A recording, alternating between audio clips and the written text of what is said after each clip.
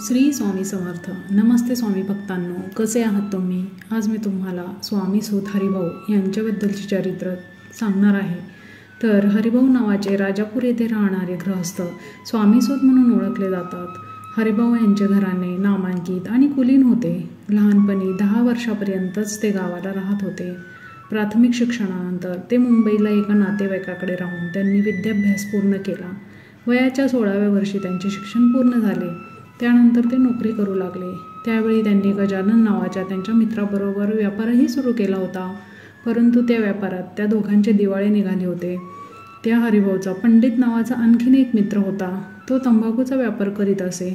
एकदा त्या पंडिताला धंद्यात बरीच खोट आली, कारण तंबाखूचे भाव एकदम कमी झाले होते. त्यावेळी तो अस्वस्थ मनस्थितीत असताना त्याला कोणीतरी श्री स्वामी समर्थांचे नाव सांगितले आणि त्यांनी तू नवस बोललास तर तुम्हाला यातून ते तारून नेतील असे सांगितले. तेव्हा त्यांनी घरीच बसून स्वामींना नवस केला की मी या कर्जातून मुक्त झालो तर तुमच्या दर्शनाला अक्कलकोटला येईल. त्याचवेळी योगायोगाने हरिभाऊ व त्याचा मित्र गजानन दोघेही त्या पंडिताकडे आले. तेव्हा आपलेही दोघांचे व्यापारात कसे दिवाळे निघाले याचे त्यांनी वर्णन करून सांगितले. स्वामींची कीर्ती त्यांच्याही कानावर आली होती. ते प्रत्यक्ष दत्त अवतार असून भक्तांचे मनोरथ पूर्ण करतात असेही त्यांना समजले होते. पंडिताने आपली नुकसानी झाली म्हणून मी स्वामींना नवस बोलला आहे. जर मला पैसे मिळाले तर मी तुम्हाला 300 रुपये अर्पण करीन असे पंडिताला त्यांनी सांगितले. 2 दिवसातच तंबाखूचा भाव वाढून पंडिताला स्वामी कृपेने 2000 रुपयांचा नफा झाला. त्यांनी हरिभाऊ व गजानन या दोघांना बोलावूनही सांगितले. त्यांनाही थोडी मदत करून कर्जमुक्त केले.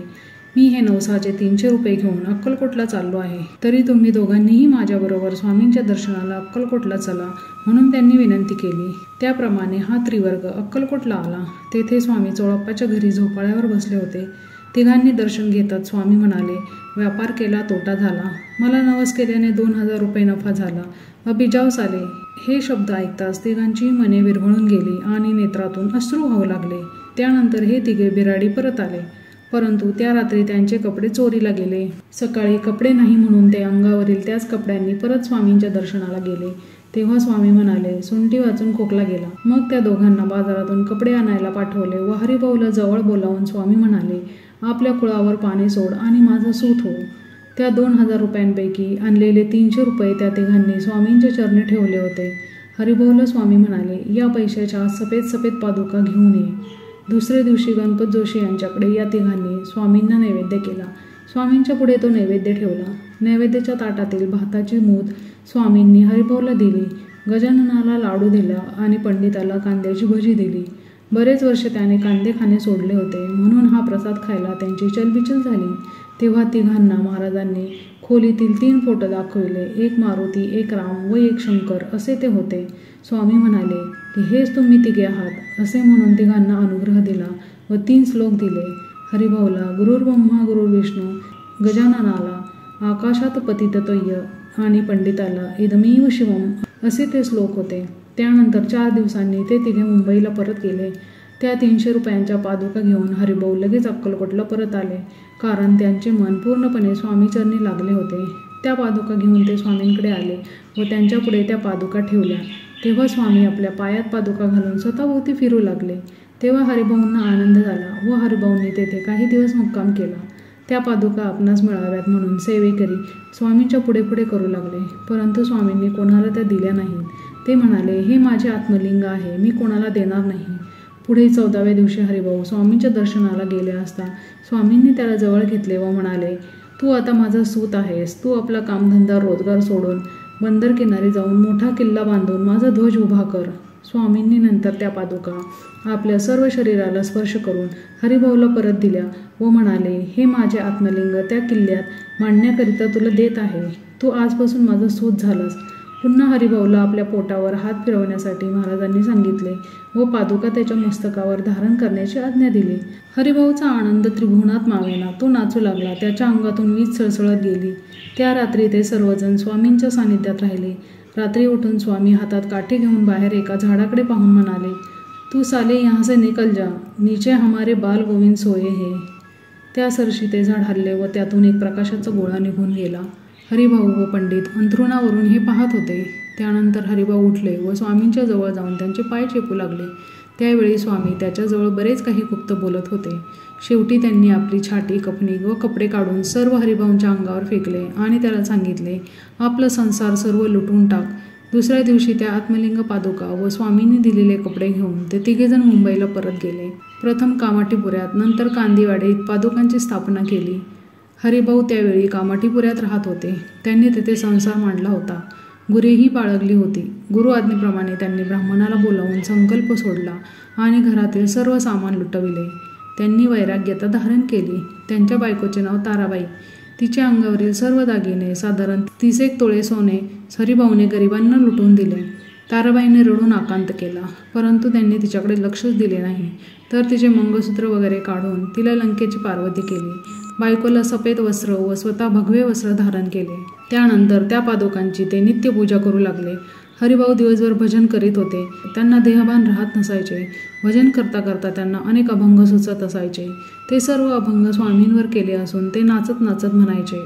जो बायको त्यांना शिवे देई तेव्हा ते हसत राहत असायचे. त्या मठाची दिवसेंदिवस भरभराट होत होती. सर्व जाती धर्माचे लोक येऊन समर्थांची भक्ती करू लागले. असे बरेच दिवस गेले. एक दिवस त्यांच्या मठात येणाऱ्या चिमाबाई बलवाडी नावाच्या सेवेकरणीने त्या पादुका स्वतःच्या चाळीत स्थापन करण्याचे ठरविले. कारण कामाठीपुऱ्यात बाजूची लोकवस्ती चांगली नसल्यामुळे इतर पुष्कळ लोक तेथे जायला तयार नसायचे. हरिभाऊ लगेच या गोष्टीला तयार झाले आणि त्या पादुकांची कांदेवाडीत त्या चिमाबाईच्या चाळीत स्थापना केली.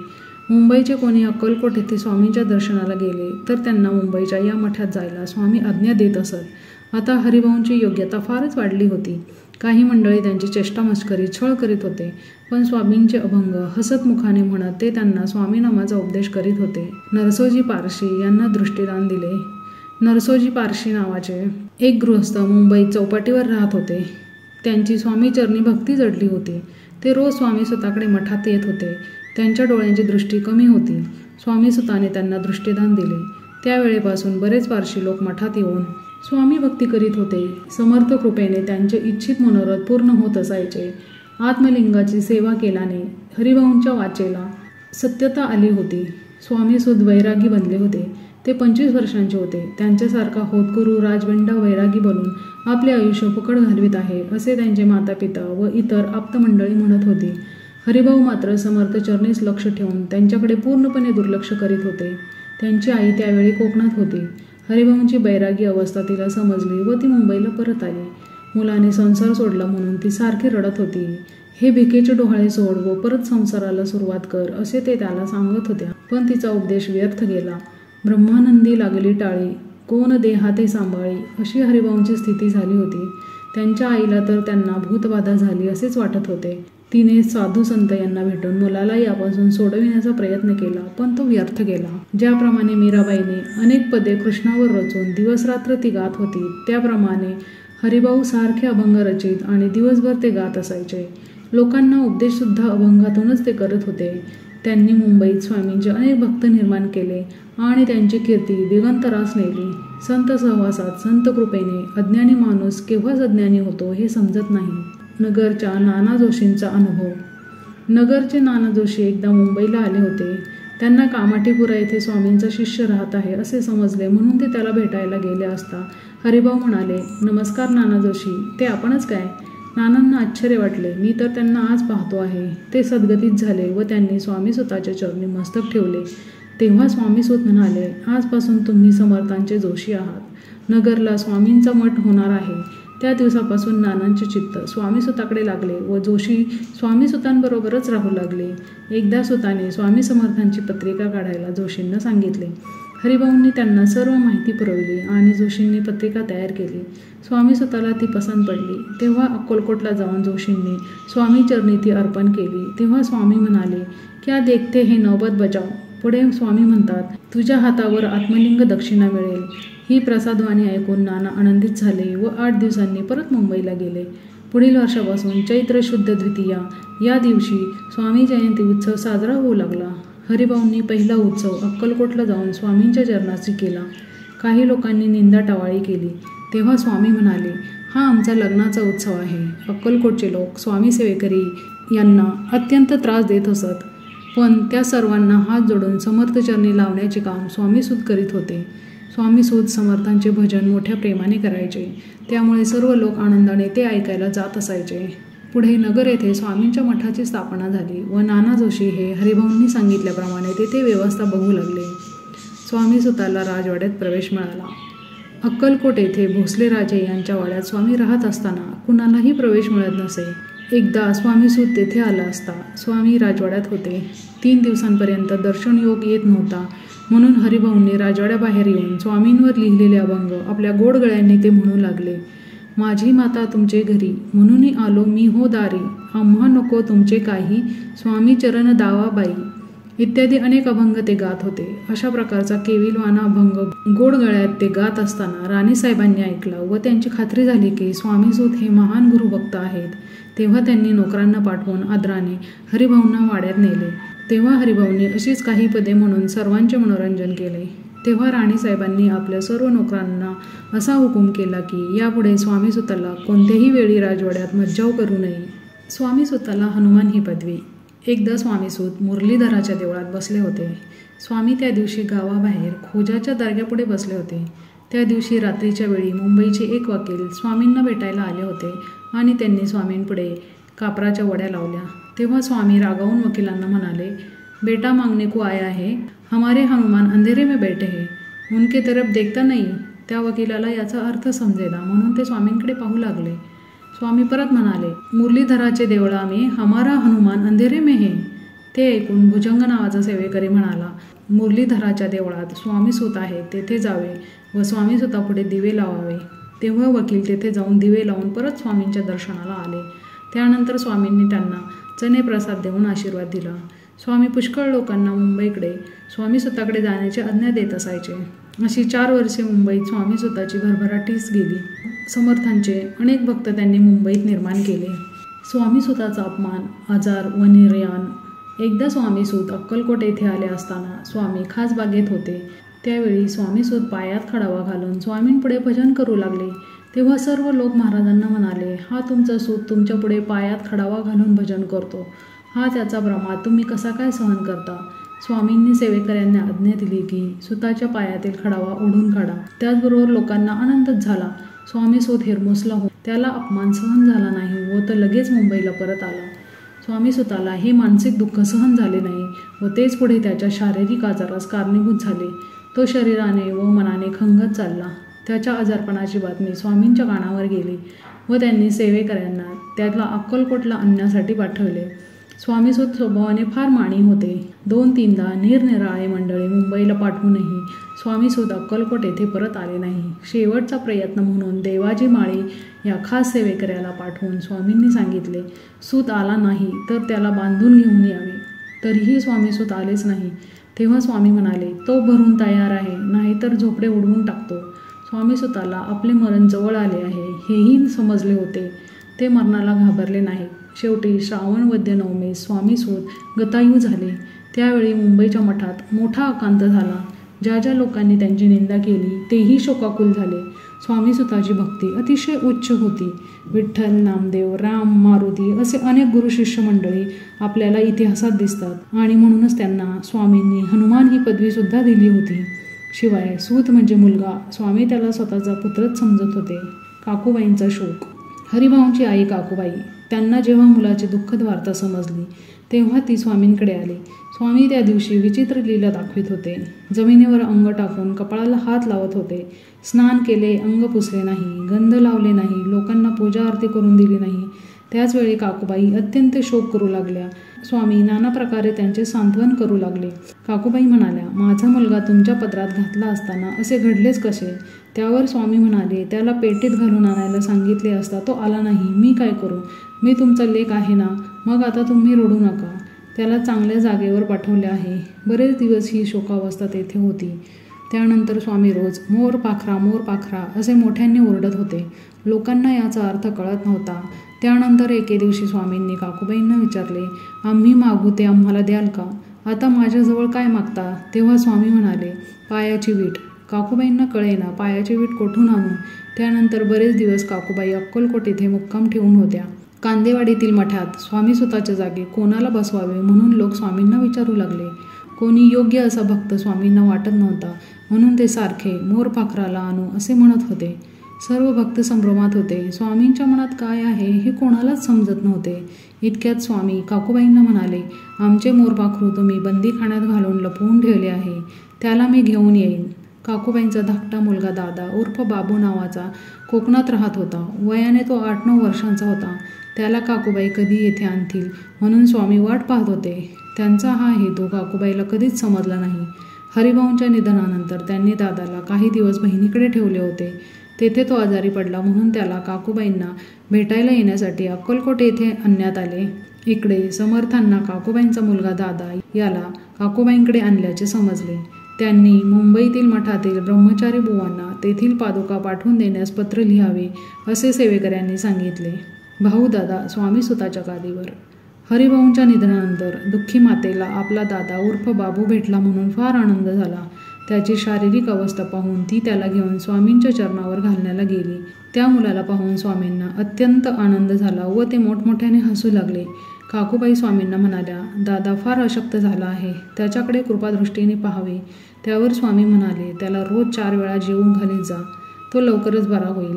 काही दिवसातच केसकर ब्रह्मचारी बुवा मुंबईहून त्या पादुका घेऊन अक्कलकोटला आले. तेव्हा त्या दादालाही पादुकाबरोबर घेऊन स्वामींकडे न्यावे असे त्यांच्या मनात आले. पण काकूबाई त्याला पाठवीत नव्हत्या. शेवटी दादाला घेऊन समर्थ जेथे होते तेथे काकूबाई व सर्व मंडळी गेली.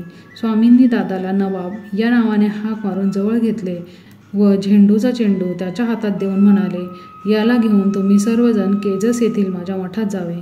स्वामी पुढे म्हणाले, तेथे आमचा झेंडा लावा बरे. त्यावर काकूबाई म्हणाल्या, झेंडा कशाचा लावण्यास सांगता. त्यावर स्वामी सर्व मंडळींना म्हणाले, आता तुम्ही केजेस मठात निघून जा. त्या गावी त्या पादुका स्थापण्यात आल्या. केजगाव हे मोगलाईत आहे. ते सर्वजण तेथे 8-10 दिवस राहिले. नानासाहेब केजकर यांनी सर्वांना वस्त्र देऊन सन्मान केला. त्या दादाला पण अंगारखा टोपी देऊन परत अक्कलकोटला पाठवले. इकडे दादा सुखरूप परत आला म्हणून काकूबाई आनंदित झाली. सर्वजण समर्थांच्या दर्शनाला आले. काकूबाईंनी दादाला धरून ठेवले तेव्हा स्वामी म्हणाले, कोणाचा माल ठेवून घेतला, सोड. त्याला ओढून जवळ घेऊन त्याच्या डोक्यावर हात ठेवला व मुंबईच्या मंडळींना सांगितले, याला मुंबईच्या स्वामीसुताच्या गादीवर बसवा. दादा मुंबईला गेला. तो जाताना रडत होता म्हणून काकूबाई स्वामींना म्हणाल्या, लेकरू रडत होते, त्याला परत आणू का. स्वामी म्हणाले, कोणते लेकरू, आम्ही त्याला बांधले आहे. तेव्हा स्वामींनी बाबू म्हणून दादाला गोसावी बनवले अशी तिची खात्री झाली. ती मनोमन खचली व स्वामींना वाटेल तसे बोलू लागली. त्या ब्रह्मचारी बुवांनी दादाला गोसावी बनवण्यासाठी खटपट केली पण तो चक्क नाही म्हणाला. त्यामुळे बुवांचे काही चालेना व त्यांनी त्याला परत अक्कलकोटला पाठवले. तेव्हा स्वामी चिटणीसांच्या वाड्यात होते. स्वामी भुजंगाला म्हणाले, फिरंगी वाद्याच्या कातड्यावर त्याला उभा कर, त्याच्या गळ्यात माळ घाल, ह्या पादुका त्याच्या डोक्यावर ठेव असे म्हणून पायातील जोडे त्यांनी त्याच्याकडे फेकले. काकूबाई हे सर्व पाहत होती. ती म्हणाली, स्वामी हे काय करता. संतापून स्वामी म्हणाले, घाल रे कोंडून हिला. स्वामी स्वतः दादाला पंखा घेऊन वारा घालू लागले. माझा मारुती लहान आहे, असो, आम्ही त्याला बुद्धी देऊ. काकूबाई दाराजवळ गेली व त्याला उपदेश करू लागली. आपण कोकणात जाऊ पण असे चाळे करू नको. दादा तिचे ऐकेना. दादा म्हणाला, आता मी फक्त स्वामींचा व माझे स्वामी. दुसऱ्या दिवशी दादा भिक्षा मागायला निघाला तेव्हा काकूबाईंपुढे त्याने झोळी धरली. त्या त्याला काकुळतेने म्हणाल्या, दादा असे करू नकोस, माझ्याबरोबर घरी चल. पण तो ऐकेना. तेव्हा त्या रागावून म्हणाल्या, माझा एक मुलगा गेला, आता यालाही गोसावी करता. दादाच्या अंगावरील दागिने स्वामींनी काढले. त्याला कोपीन नेसवली. काकूबाईंचे स्वामींच्या पुढे काही चालत नव्हते. तेव्हा सर्व सेवेकऱ्यांना त्या मातेने विनंती केली, माझ्या मुलाला वाचवा, ह्यातून सोडवा. तेव्हा सर्व लोक स्वामींना म्हणाले, हे मातेचे लहान लेकरू, त्याला कोपीन कशी नेसवली. स्वामी सर्वांवर रागवले. मग कोणी काही बोलले नाही. त्यानंतर दादाला मांडीवर घेऊन स्वामींनी कुरवाळले व म्हणाले, आता काकूबाई तुझी आई नाही, तू तिचा मुलगा नाहीस, तू आता माझा आहेस. असे म्हणून त्याच्या मस्तकावर हात ठेवला. त्याला म्हणाले, तू सच्चिदानंद स्वामी कुमार. स्वामींनी त्याला हे नाव ठेवले व मुंबईहून आलेल्या मंडळींबरोबर कांदेवाडीतील मठात पादुका घेऊन त्याला परत पाठवले.